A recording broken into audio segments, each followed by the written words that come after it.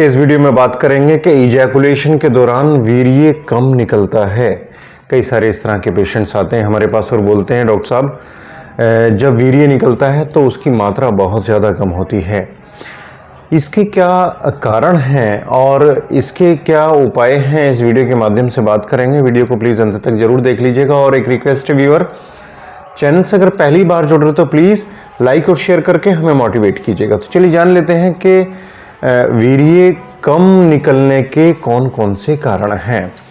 तो पहला जो कारण ये होता है कि मान लो हम दिन में 5-5, 6-6 बार वीर्य को निकाल रहे हैं तो भी वीर्य की मात्रा कम निकलती है।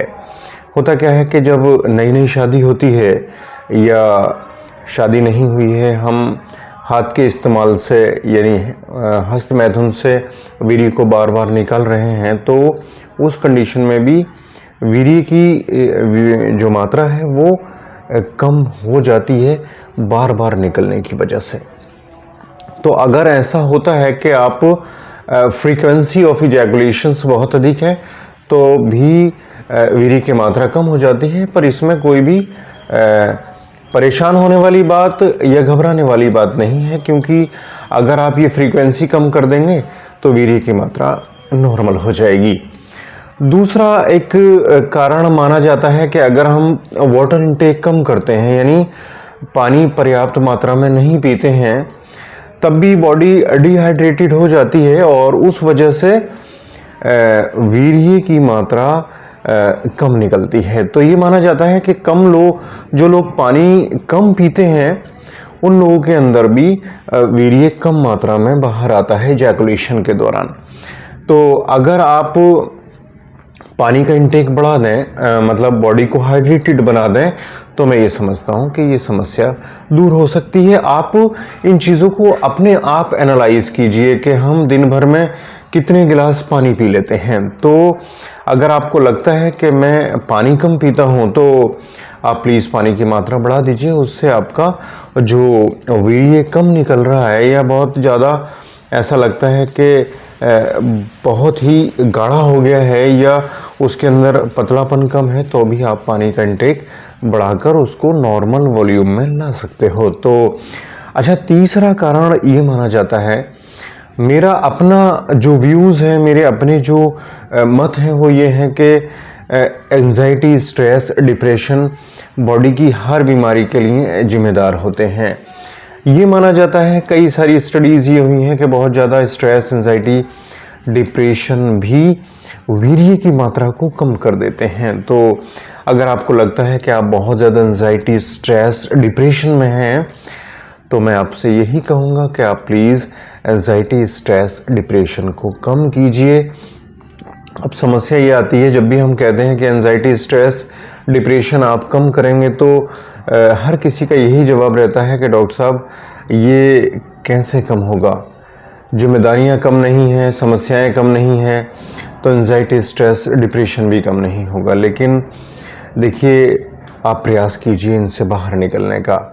मेरा मानना यह है कि किसी भी प्रॉब्लम का सॉल्यूशन एंजाइटी, स्ट्रेस, डिप्रेशन है ही नहीं, बल्कि हर चीज़ का कोई ना कोई आपको सॉल्यूशन ढूंढना पड़ेगा, तभी जाके काम चल पाएगा। तो एंजाइटी, स्ट्रेस, डिप्रेशन से बचने के लिए सबसे बेहतरीन जो तरीका है वो ये है कि फिज़िकली अपने आप को इन्वॉल्व कर लीजिए। चाहे वो अपने आप को किसी काम काज में लगा लीजिए आप, या समय निकालिए पैदल चलने के लिए, कोई एक्सरसाइज करने के लिए। तो मैं समझता हूँ कि जो मानसिक तनाव हैं वो आपके शारीरिक लेवल पर आ जाएंगे और माइंड आपका रिलैक्स हो जाएगा। अच्छा, कुछ दवाइयाँ भी ये देखा गया है कि वीर्य की मात्रा को कम कर देती हैं, जैसे बहुत ज़्यादा डिप्रेशन की दवाएं हैं, ब्लड प्रेशर की दवाएं हैं, या शुगर की दवाइयाँ हैं, या पेट की किसी मर्ज़ की दवाइयाँ हैं। तो ये देखा जाता है कि ये भी वीर्य की मात्रा को कम कर देते हैं। तो अगर इस तरह की आप दवाएं लेते हो तो मैं आपसे एक बात कहना चाहूँगा कि ब्लड प्रेशर, शुगर बहुत आसानी से होम्योपैथी दवाओं से मेंटेन हो जाता है। आप अंग्रेज़ी दवाओं को जितना हो सके अवॉइड कीजिए। डिप्रेशन होम्योपैथी दवाओं से बिल्कुल ठीक हो जाता है। आप अगर प्रयास करते हैं तो होम्योपैथी दवाएं इन चीज़ों को बिल्कुल नॉर्मल कर देती हैं। तो अच्छा, एक चीज़ और भी है जो उम्र के साथ जैसे जैसे हम 50, 60, 70, 80 के होते चले जाते हैं तो अभी वीर्य की मात्रा कम हो जाती है। तो उम्र के पड़ाव में भी देखा जाता है कि वीर्य कम मात्रा में निकलता है। तो ये कुछ कारण ऐसे हैं जो वीर्य की मात्रा को कम कर देते हैं। कुछ चिकित्सीय कारण भी हैं, जैसे कि रुकावट की वजह से वीर्य की मात्रा कम आती है। जैसे कि जो अंडकोश के बाद एपिडिडीमस, उसके बाद वॉस डिफरेंस के बाद ये पूरा पैसेज जो एक बनता है सीमाइनल वेजाइकल के बाद यूरेथ्रा। तो ये जो एक पैसेज है, यहाँ पर कहीं अगर रुकावट है, मान लीजिए कि एपिडिडीमस के अंदर कोई रुकावट है या सीमाइनल वेजाइकल्स में कोई रुकावट है या प्रोस्टेटिक ग्लैंड्स में कोई रुकावट की वजह से ये प्रॉब्लम्स आ रही है या वॉस डिफरेंस में यूरेथ्रा में कोई रुकावट आ रही है, तो अभी ये देखा जाता है कि वीर्य की मात्रा पूरी नहीं आ पाती है और उस वजह से भी हम बहुत ज़्यादा चिंता फिक्र में आ जाते हैं कि ये पूरी तरीके से वीर्य की मात्रा कम है। तो इस तरह की चीज़ें अगर हैं तो वीर्य कम आएगा निकल के। तो इसके लिए आप USG करवा लीजिए, अल्ट्रासोनोग्राफी या CT स्कैन, उससे ये पता लग जाएगा कि मार्ग में किस तरह का कोई अवरोधन तो है नहीं। एक कारण होता है हार्मोनल इम्बैलेंस। हार्मोन का बहुत बड़ा रोल होता है हमारे शरीर की मेटाबॉलिक क्रियाओं में, और इनकी बहुत कम मात्रा भी शरीर में बहुत सारे लक्षण हमें देती है। जैसे कि अगर टेस्टोस्टेरोन हार्मोन का लेवल कम हो जाता है तो इरेक्शन भी कम आता है, वीर्य की मात्रा भी कम निकलती है और हमारी अपने पार्टनर से मिलने की इच्छा भी कम हो जाती है। तो अगर टेस्टोस्टेरोन हार्मोन का लेवल कम है तो भी इस तरह की दिक्कत देखने को मिलती है। एक प्रॉब्लम होती है रेट्रोग्रेड इजैकुलेशंस। इसमें होता क्या है कि जब इजैकुलेशंस होता है तो इजैकुलेशंस यूरेथ्रा के मार्ग से बाहर ना आकर पीछे की तरफ को, रेट्रोग्रेड का मतलब होता है पीछे की तरफ को जाकर पेशाब की थैली में चला जाता है, और इस वजह से इजैकुलेशन में ऑर्गेज्म पूरा आएगा, आपको लगेगा कि इजैकुलेट हुआ है, लेकिन वीर्य बाहर नहीं आएगा, ये पीछे की तरफ को चला जाएगा। इस दौरान हमें ऐसा लगता है कि कोई गंभीर समस्या तो नहीं है, लेकिन ये रेट्रोग्रेड इजैकुलेशंस अपने आप ही समय के साथ, अगर आप अच्छा खान पान रखते हो और अच्छा लाइफस्टाइल के साथ अच्छी एक्सरसाइज करते हो तो ये अपने आप ही नॉर्मल हो जाता है। इसमें किसी तरह की कोई सर्जरी की या कोई भी ट्रीटमेंट की आवश्यकता नहीं होती है, अपने आप ही ये चीज़ें नॉर्मल हो जाती हैं।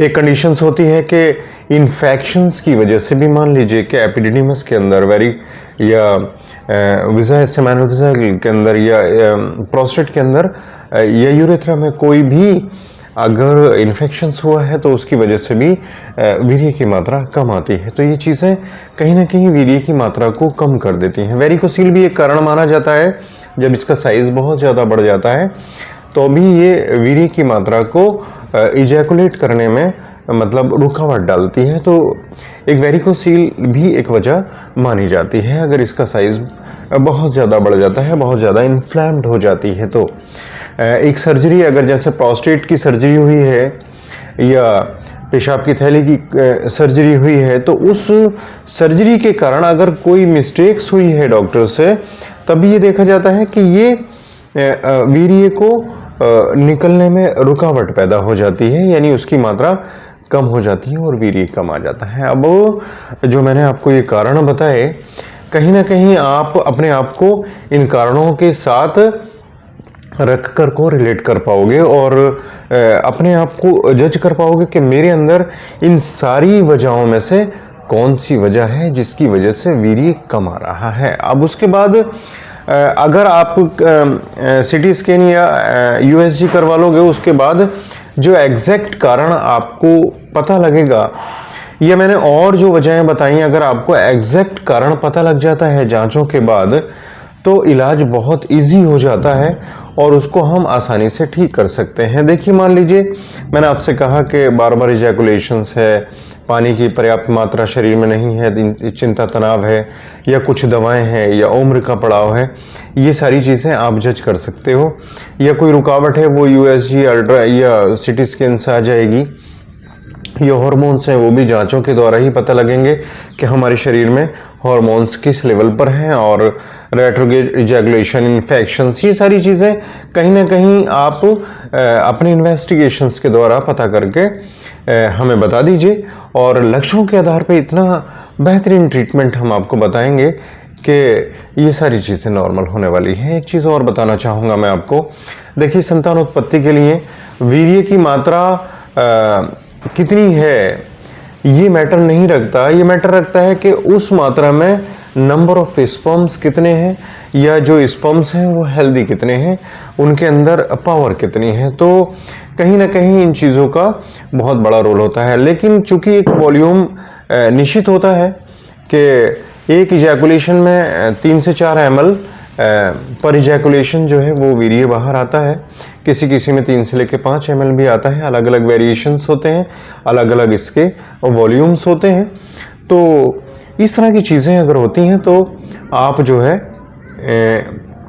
इसको ठीक कर सकते हैं। और दूसरी बात यह है कि देखिए, अच्छा लाइफ स्टाइल, अच्छा खान पान, खराब आदतों का आपको त्याग देना, ये सारी चीज़ें आपके सर से लेकर पैर तक समस्याओं को भी ठीक करती हैं और आपको हेल्दी बनाने में मदद करते हैं। तो आप अच्छा खान पान, अच्छा लाइफ स्टाइल, अल्कोहल, टोबैको अगर आप लेते हो तो प्लीज़ आप बंद करें। समय से सोएं, समय से उठें।